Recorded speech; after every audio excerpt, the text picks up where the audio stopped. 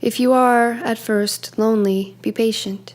If you've not been alone much, or if when you were, you weren't okay with it, then just wait. You'll find it's fine to be alone once you're embracing it.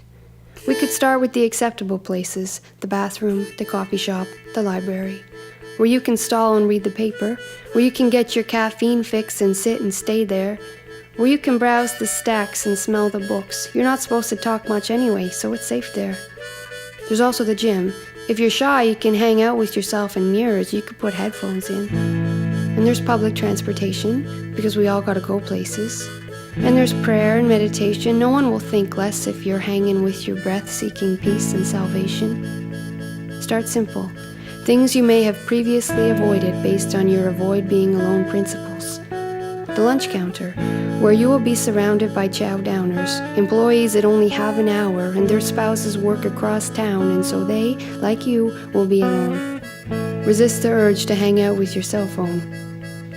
When you are comfortable with eat lunch and run, take yourself out for dinner, a restaurant with linen and silverware. You're no less intriguing a person when you're eating solo dessert and cleaning the whipped cream from the dish with your finger.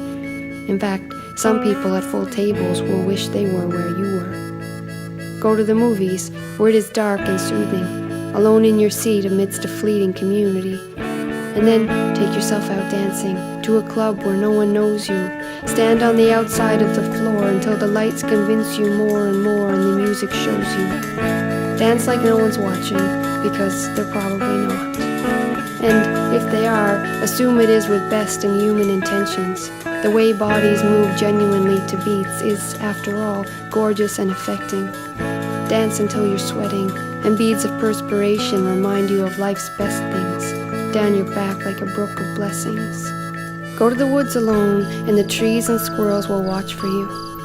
Go to an unfamiliar city, roam the streets, there are always statues to talk to, and benches made for sitting give strangers a shared existence, if only for a minute, and these moments can be so uplifting, and the conversations you get in by sitting alone on benches might have never happened had you not been there by yourself. Society is afraid of alone, though, like lonely hearts are wasting away in basements, like people must have problems if, after a while, nobody is dating them.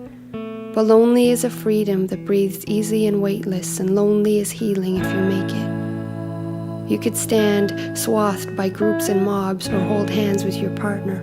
Look both further and farther in the endless quest for company. But no one's in your head, and by the time you translate your thoughts, some essence of them may be lost, or perhaps it is just kept. Perhaps in the interest of loving oneself.